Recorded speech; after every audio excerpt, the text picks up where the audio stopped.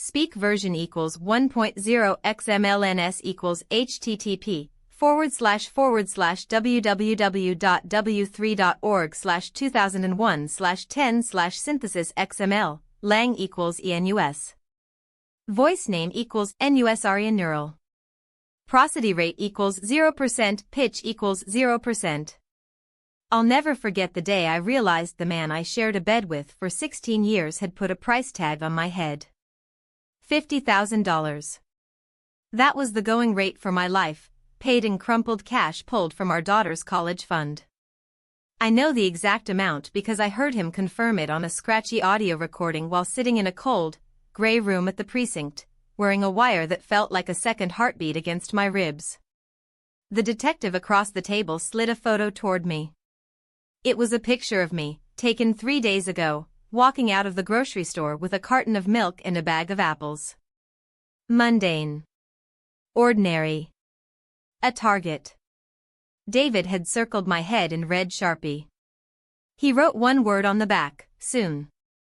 My throat closed up. The air in that room turned to concrete. I couldn't breathe. I couldn't think.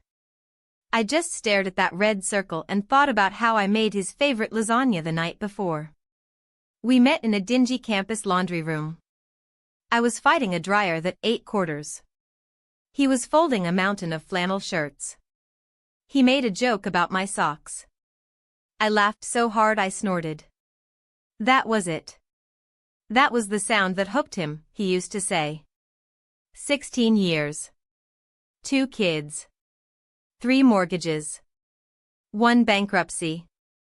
We built a life out of duct tape and prayers. When his construction business went under in '08, I picked up double shifts at the hospital. I came home smelling of antiseptic and exhaustion, and he would have dinner waiting. Hot coffee. A back rub. He held my hair back when the miscarriage nearly broke me in two. I trusted him with my secrets, my fears, the soft parts of me I showed no one else. He knew I slept with a nightlight because of a childhood trauma. He knew I checked the locks 3 times before bed. He knew the code to my safe. He knew the rhythm of my pulse. You don't just share a life with someone, you hand them the blueprints to your destruction and pray they never use them. I prayed every single night. The betrayal didn't arrive with a knife or a gun. It arrived with a buzzing phone. A number I didn't recognize.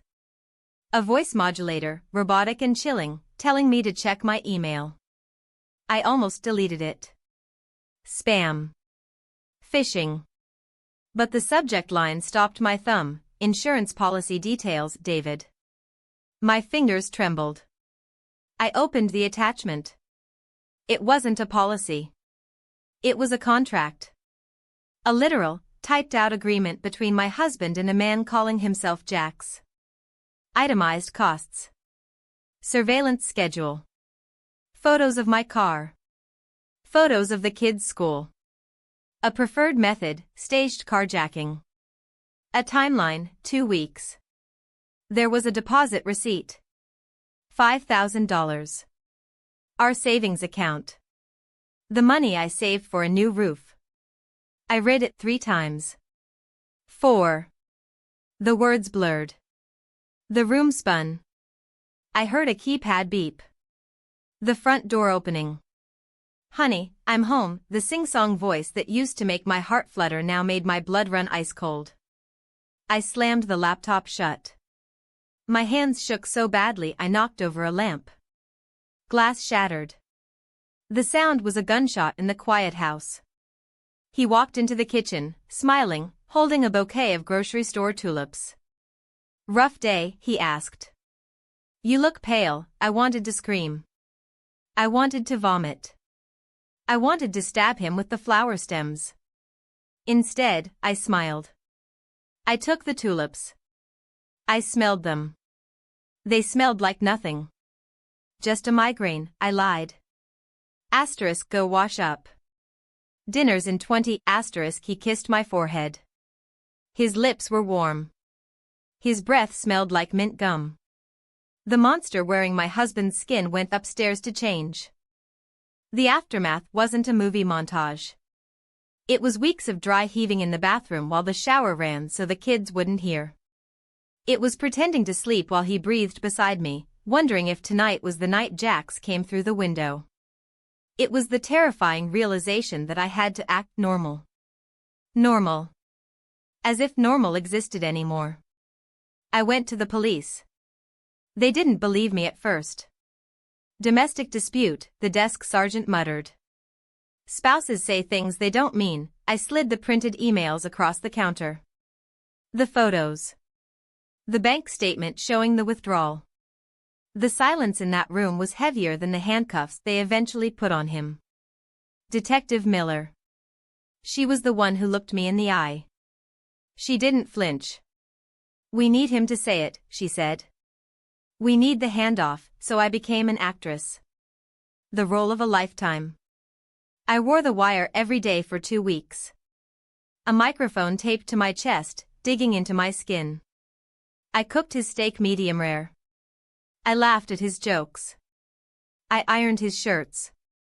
I asked about his day. Business picking up, I'd ask.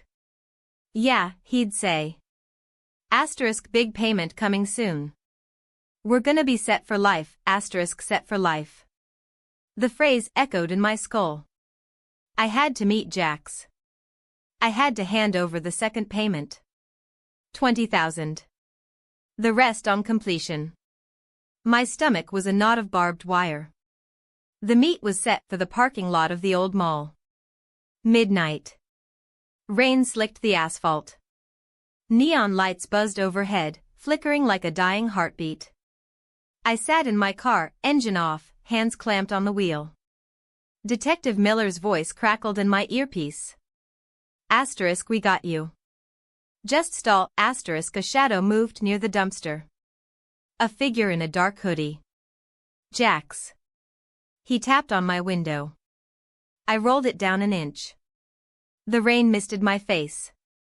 The envelope, he rasped. I handed it over. He thumbed through the cash. Good, he said. Asterisk Tuesday.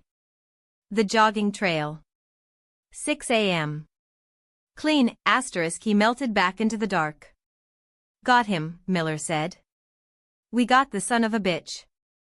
The revenge wasn't mine to take. It belonged to the system, and it was glorious. Tuesday morning. 5:45 a.m. I laced my running shoes. My legs felt like lead. I wore the wire one last time. I stepped onto the damp trail. Fog clung to the oaks. I started a slow jog. Earbuds in. Playing nothing. Just waiting. A cyclist approached from behind. Fast. Too fast. Black hoodie. Gloves. He reached into a pack. I didn't run. I didn't scream. I just stopped. Turned. David, I shouted. Is that you? The cyclist froze. The mask slipped. It wasn't Jax. It was David. My David. In spandex. Holding a tire iron. The real Jax, Officer Reyes undercover, tackled him from the bushes 2 seconds later. Handcuffs clicked. The sound was the sweetest music I've ever heard. You bitch, David screamed, spittle flying. Asterisk, you set me up. You ruined everything, asterisk. I stood there, breathing hard, the fog swirling around my ankles.